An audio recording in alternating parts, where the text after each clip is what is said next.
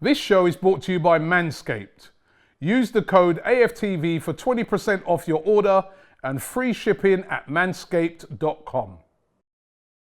AFTV, Lee, somehow I think that had I come to you, say about 30 minutes into that game and did an interview, it would have been a very angry response. But 3-0 down, Arsenal pull it, a bit like what West Ham did earlier on in the season to Tottenham. Oh, I remember that. I remember that. Yeah, I do remember that. We've now done it to them, 3-0 down. What an incredible comeback! And you know the annoying thing about it is that we were all coming out of there thinking we should have won the game. We had enough chances. Yeah, I do think that, but Antonio missed a sitter right. Antonio missed a sitter as well. Yeah. You know, when you're 3-0 down, and I think you said it as well. If you're 3-0 down and you said I'll take a point now, of course you would. So I'm not too disappointed. What I'm disappointed in is the attitude. The attitude of this team at times really is beyond me. You know, and the manager as well. We saw two sides of it. Yeah, we'd see two sides of it. We saw the first side of it where started the game slowly, which was epitomised by that quick free kick that was taken by West Ham. No one's alive to it. No one's awake to it. 3 defenders with their backs turned, walking back into position. The goalkeeper, I don't know what he's doing to get beaten on his near post by such a weak shot. And we're 2-0 down. Yeah, he had a shocker, I thought, with Leno. I thought he was a bit dodgy. But this is the way that we set up to... What it is you can't... It just shows you, these players are not good enough if they're not at it 100%. You've got to be at it tempo-wise, attitude-wise and everything there. And we just weren't at it. We was not at the races, and they were.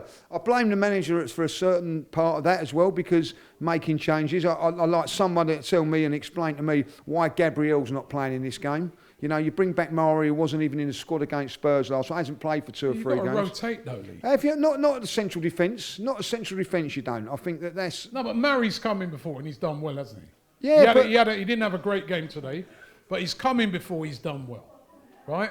Chambers, who come in on the TV, got the man of the match. He was brilliant. Chambers again. So what happens? He started off badly, but you know. So what happens in the next game? Chambers, should keep his place in, but no, it'd be another change for somebody else. Another change here. I think with the back four, don't mess around with it. You know what I mean? And I think that was part of the problem today. Not sticking up for the players or whatever, because they was atrocious in that first 15 minutes. But it's basically down to attitude. And then I look at it and I still say it now. The decision to play Aubameyang today was put on because, realistically, Mikel when he played him on Thursday, he put himself under the pump because he was so poor. He then had to make a decision of playing Aubameyang or Lacazette, and what he done was he dropped the player who, by the way, was Smith Rowe last week, that was absolutely fantastic. And it's an easy decision, Robbie. It'd be rotation, though, Lee. Rotation. What about the nap of it? What are we rotating for? We're a bloody watch. You know what I mean? We're what are you going to do? You're going to play the same people week in, week out? Well, you have a game. So what? You're saying you're going to have they play last week against Tottenham, intensive game. Play during the week, then play a game against West Ham, who, by the way, it's a good West Ham. Yeah, fifth in the table. So you can't just keep playing. That's why you got a squad. Yeah. So my argument to that is, so when I come back to that, play Mari against Olympiacos on Thursday. You know, I just. No, but he wanted to make sure he saw that one home. Out of the 2 games, which one would you say was the most important? Of course, listen. Thursday was done and dusted. Put a fork in it, as Ty says. It was done and dusted. They needed to score 3 goals. How many did we concede? 3 goals. But how many did we concede in the first half hour today? Yeah, 3 goals because we changed our back in 4. No, but I'm saying, right, you've got to understand why managers rotate teams. It's not just Arteta doing it. Guys, when they come in... Okay, right. So if you feel that that's so why is Granit Xhaka playing every week then? Why is he not being rotated? I don't know.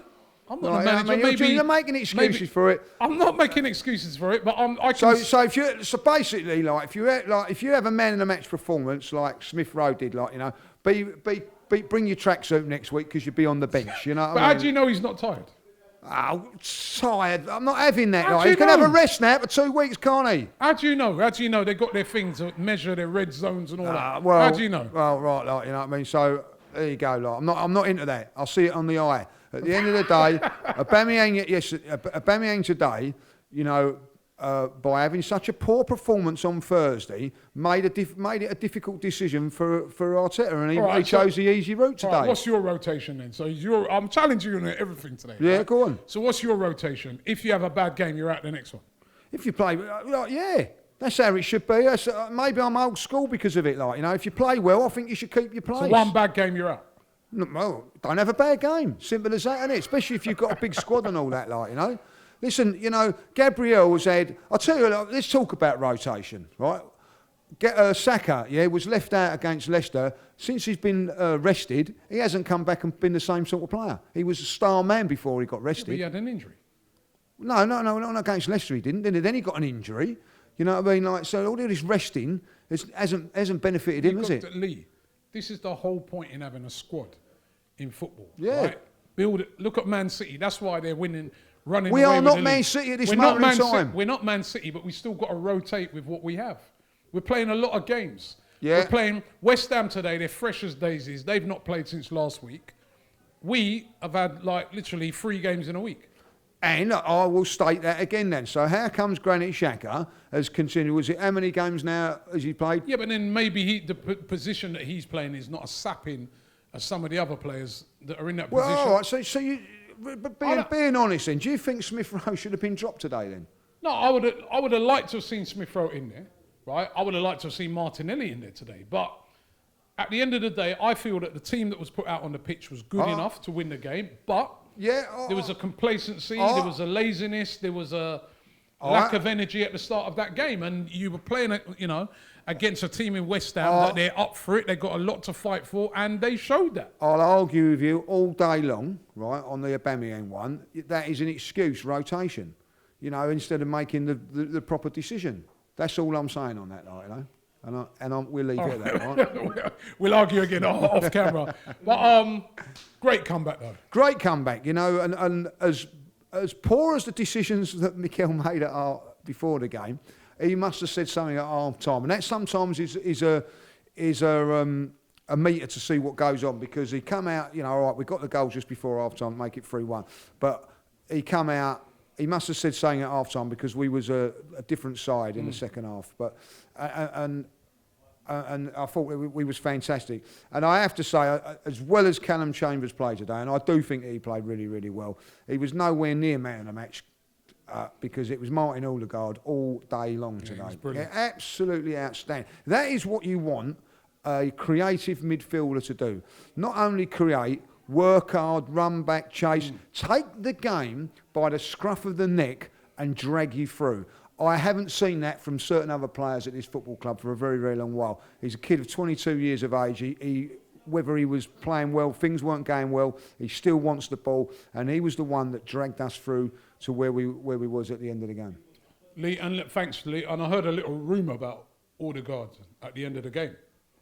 What's that then? That he's dropped for the next one. Probably is, right? He'll probably be rested now for the next 3, you know what I mean? So hopefully he won't be. But I've also got to say a big up to Lacazette today, because I think he's been criticised for missing a few chances, but he took his chance really, really well. And I'll tell you, one player again I thought was at it today from start to finish, and that was David Luiz again. I thought he's going under the radar a little bit of his performances, so I liked his performance.